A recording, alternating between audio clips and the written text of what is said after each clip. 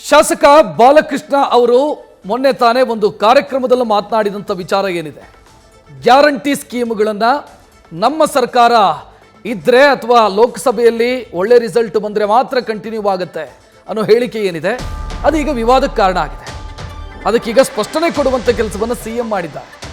ಯಾವ ಕಾರಣಕ್ಕೂ ಕೂಡ ಗ್ಯಾರಂಟಿಗಳನ್ನು ನಿಲ್ಲಿಸೋದಿಲ್ಲ ಅಂತ ಶಾಸಕ ಬಾಲಕೃಷ್ಣ ಅವರ ಹೇಳಿಕೆಗೆ ಸಂಬಂಧಿಸಿದಂತೆ ಸಿಎಂ ಸಮರ್ಥನೆಯನ್ನು ಅಥವಾ ಸ್ಪಷ್ಟನೆಯನ್ನು ಕೊಟ್ಟಿದ್ದಾರೆ. ಅವ್ರು ಯಾವ ಸಂದರ್ಭದಲ್ಲಿ ಹೇಳಿದ್ದಾರೋ ಗೊತ್ತಿಲ್ಲ. ಸರ್ಕಾರದ ಗ್ಯಾರಂಟಿಗಳು ಮುಂದುವರಿಯುತ್ತೆ, ಅವು ಬಡವರ ಕಾರ್ಯಕ್ರಮಗಳು ಅಂತ ಸ್ಪಷ್ಟನೆಯನ್ನು ಕೊಟ್ಟಿದ್ದಾರೆ.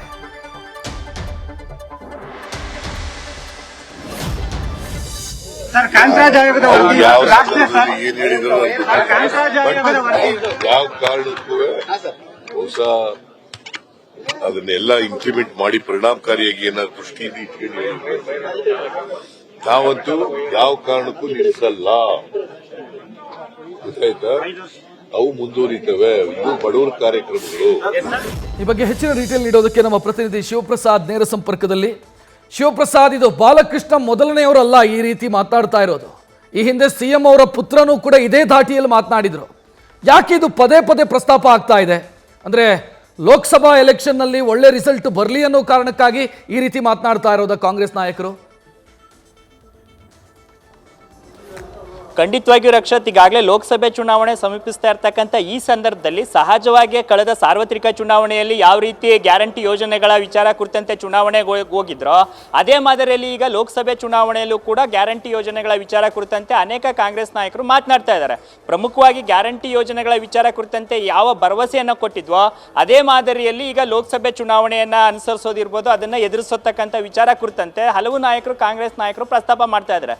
ಪ್ರಮುಖವಾಗಿ ಈಗ ಗ್ಯಾರಂಟಿ ಯೋಜನೆಗಳ ಅನುಷ್ಠಾನ ವಿಚಾರ ಕುರಿತಂತೆ ಏನೀಗ ಸರ್ಕಾರ ಕೊಟ್ಟ ಮಾತಿನಂತೆ ನುಡಿತಾ ಇದ್ದೀವಿ ಅಂತಕ್ಕಂಥ ಹೇಳಿಕೆಯನ್ನ ಪದೇ ಪದೇ ನೀಡಿದ್ರು ಸಹಿತವಾಗಿ ಇತರ ಪಕ್ಷಗಳು ಈ ವಿಚಾರವನ್ನ ಅಂದ್ರೆ ಲೋಕಸಭೆ ಚುನಾವಣೆಯನ್ನ ದೃಷ್ಟಿಕೋನದಲ್ಲಿ ಇಟ್ಕೊಂಡು ಸಹಜವಾಗಿ ಲೋಕಸಭೆ ಚುನಾವಣೆ ನಂತರ ಗ್ಯಾರಂಟಿ ಯೋಜನೆಗಳ ಸ್ಥಿತಿಗತಿಗಳು ಏನಾಗಿರಲಿದೆ ಅಂತಕ್ಕಂಥ ವ್ಯಾಖ್ಯಾನವನ್ನ ಅನೇಕ ಇತರ ಪಕ್ಷಗಳ ನಾಯಕರುಗಳು ಮಾತನಾಡ್ತಾ ಇದ್ದಾರೆ.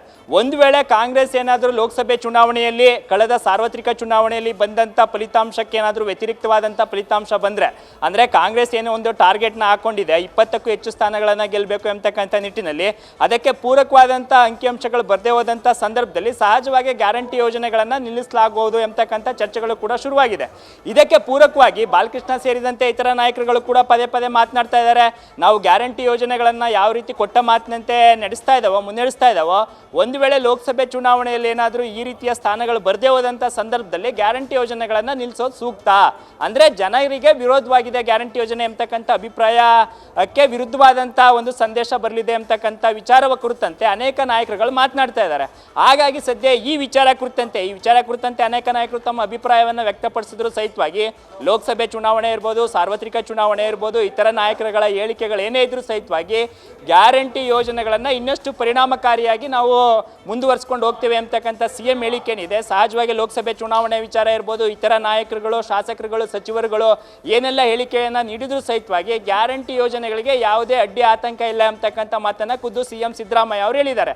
ಹಾಗಾಗಿ ಲೋಕಸಭೆ ಚುನಾವಣೆ ವಿಚಾರ ಇರ್ಬೋದು, ಗ್ಯಾರಂಟಿ ಯೋಜನೆಗಳ ಅನುಷ್ಠಾನ ವಿಚಾರ ಇರ್ಬೋದು, ಜೊತೆಗೆ ವಿರೋಧ ಪಕ್ಷಗಳು ಈ ವಿಚಾರ ಕುರಿತಂತೆ ಯಾವುದೇ ರೀತಿಯ ಹೇಳಿಕೆಗಳನ್ನು ನೀಡಿದ್ರು ಸಹಿತವಾಗಿ ರಾಜ್ಯ ಸರ್ಕಾರ ಗ್ಯಾರಂಟಿ ಯೋಜನೆಗಳ ವಿಚಾರದಲ್ಲಿ ತನ್ನ ನಿಲುವನ್ನ ಯಾವುದೇ ಕಾರಣಕ್ಕೂ ಕೂಡ ಬದಲಿಸಲ್ಲ ಅಂತಕ್ಕಂಥ ಮಾತನ್ನ ಖುದ್ದು ಸಿದ್ದರಾಮಯ್ಯ ಅವರು ಹೇಳೋದ್ರ ಮುಖಾಂತರ ಲೋಕಸಭೆ ಚುನಾವಣೆಯಲ್ಲಿ ಹೈಕಮಾಂಡ್ ಟಾರ್ಗೆಟ್ ಇರ್ಬೋದು ಅಥವಾ ಹೆಚ್ಚು ಸ್ಥಾನಗಳನ್ನು ಗೆಲ್ಲಬೇಕು ಎಂಬತಕ್ಕಂಥ ನಿರೀಕ್ಷೆ, ಅಪೇಕ್ಷೆ ಕಾಂಗ್ರೆಸ್ ನಾಯಕರಿಗೆ ಇರ್ಬೋದು.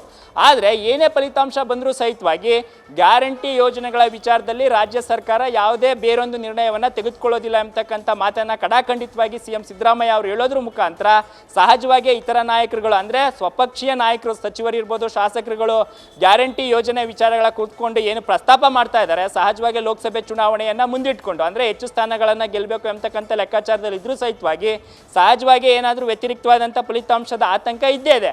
ಆ ಕಾರಣಕ್ಕಾಗಿ ಪದೇ ಪದೇ ಪ್ರತಿ ಬಾರಿಯೂ ಕೂಡ ಗ್ಯಾರಂಟಿ ಯೋಜನೆಗಳ ವಿಚಾರವನ್ನು ಪ್ರಸ್ತಾಪ ಮಾಡ್ತಾ ಇದ್ದಾರೆ. ಅದು ಅವ್ರದೇ ಕ್ಷೇತ್ರದ ಕಾರ್ಯಕ್ರಮಗಳಲ್ಲಿ ಇರ್ಬೋದು ಅಥವಾ ಕಾರ್ಯಕರ್ತರು, ಮತದಾರರ ವಿಚಾರ ಬಂದಂಥ ಸಂದರ್ಭದಲ್ಲಿ ಲೋಕಸಭೆ ಚುನಾವಣೆಗೆ ನಮಗೆ ಆಶೀರ್ವಾದ ಮಾಡಿ, ಇಲ್ಲ ಗ್ಯಾರಂಟಿ ಯೋಜನೆಗಳ ವಿಚಾರ ಅಂದರೆ ಅದರ ಪರಿಣಾಮ ಬೇರೆಯದ್ದೇ ಇರುತ್ತೆ ಅಂತಕ್ಕಂಥ ಮಾತನ್ನು ಅನೇಕ ನಾಯಕರು ಹೇಳ್ತಾ ಬಂದಿದ್ದಾರೆ.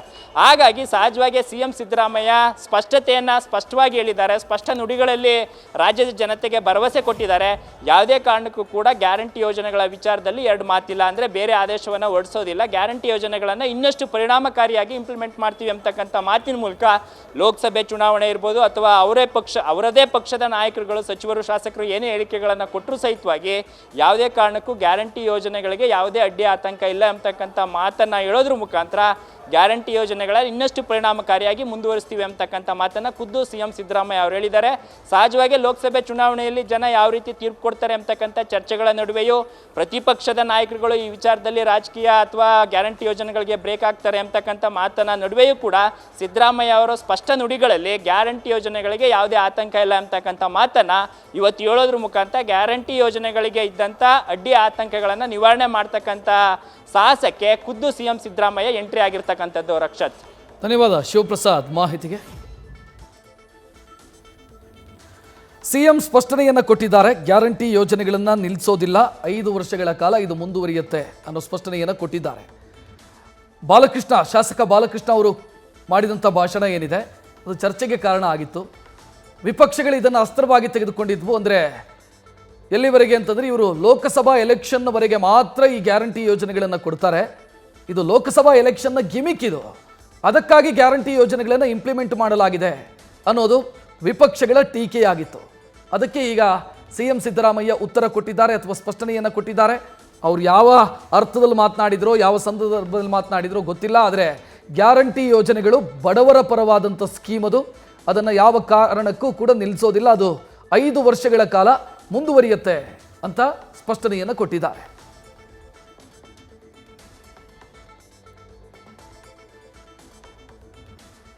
ಆದರೆ ಕಾಂಗ್ರೆಸ್ ನಾಯಕರು ಇದನ್ನೇ ಅಸ್ತ್ರವಾಗಿ ಬಳಸೋ ಮುನ್ಸೂಚನೆ ಕಾಣ್ತಾ ಇದೆ. ಈ ಬಾಲಕೃಷ್ಣ ಅವರು ಮಾತನಾಡಿದ್ದನ್ನು ಗಮನಿಸಿದರೆ, ಅದಕ್ಕಿಂತ ಹಿಂದೆ ಯತೀಂದ್ರ ಅವರು ಮಾತನಾಡಿದ್ದನ್ನು ಗಮನಿಸಿದ್ರು ಕೂಡ ಒಂದು ರೀತಿ ಬ್ಲ್ಯಾಕ್ ಮೇಲ್ ರೀತಿಯಲ್ಲಿ ಕಾಣಿಸುತ್ತೆ ಇದು. ಅಂದರೆ ನಮಗೂ ಓಟ್ ಕೊಡಿ, ನಮಗೆ ಹೆಚ್ಚು ಸೀಟ್ ಬಂದರೆ ಮಾತ್ರ ಗ್ಯಾರಂಟಿ ಮುಂದುವರಿಯುತ್ತೆ ಅನ್ನೋ ಬ್ಲ್ಯಾಕ್ ಮೇಲ್ ಇದೆ. ಅಂದರೆ ಮೃದು ಧ್ವನಿಯ ಬ್ಲ್ಯಾಕ್ ಮೇಲ್ ಅದು. ಆ ರೀತಿ ಕಾಣಿಸ್ತಾ ಇದೆ ಕಾಂಗ್ರೆಸ್ ನಾಯಕರ ಹೇಳಿಕೆಗಳು. ನಮಗೆ ಹೆಚ್ಚಿನ ಸೀಟು ಬಂದರೆ ಮಾತ್ರ ಗ್ಯಾರಂಟಿ ಮುಂದುವರಿಯುತ್ತೆ ಅನ್ನೋ ಅರ್ಥದಲ್ಲೇ ಮಾತನಾಡ್ತಾ ಇದ್ದಾರೆ. ಬಾಲಕೃಷ್ಣ ಅವರು ಮಾತನಾಡಿದ್ದಿರಬಹುದು, ಹಾಸನದಲ್ಲಿ ಯತೀಂದ್ರ ಅವರು ಮಾತನಾಡಿದ್ದಿರಬಹುದು. ಯತೀಂದ್ರ ಅವರು ಮಾತನಾಡೋ ಸಂದರ್ಭದಲ್ಲೂ ಕೂಡ ಅದನ್ನೇ ಹೇಳಿದರು. ನಾವು ವರ್ಷಕ್ಕೆ 58,000 ಕೋಟಿ ರೂಪಾಯಿ ಖರ್ಚು ಮಾಡ್ತೀವಿ ಗ್ಯಾರಂಟಿ ಯೋಜನೆಗಳಿಗೆ, ಆ ಕಾರಣಕ್ಕಾಗಿ ನೀವು ನಮಗೆ ವೋಟ್ ಕೊಟ್ಟರೆ ಅದನ್ನು ಮುಂದುವರಿಸೋದಕ್ಕೆ ನಮಗೆ ಅನುಕೂಲ ಆಗತ್ತೆ ಅಂತ ಲಘು ದಾಟಿಯಲ್ಲಿ ಒಂದು ಬ್ಲ್ಯಾಕ್ ಮೇಲ್ನ ಮುನ್ಸೂಚನೆ ಕಾಣ್ತಾ ಇತ್ತು. ಅದನ್ನೇ ಈಗ ಬಾಲಕೃಷ್ಣ ಅವರು ಕೂಡ ಮುಂದುವರಿಸಿರೋದನ್ನು ನೋಡ್ತಾ ಇದ್ದೀವಿ. ಬಾಲಕೃಷ್ಣ ಅವರು ಮಾತನಾಡೋ ಸಂದರ್ಭದಲ್ಲೂ ಕೂಡ ಅದನ್ನೇ ಹೇಳಿದ್ದಾರೆ. ನ್ಯೂಸ್ ಫಸ್ಟ್, ನಿರ್ಭೀತಿಯಿಂದ ನಿಮ್ಮ ಪರವಾಗಿ.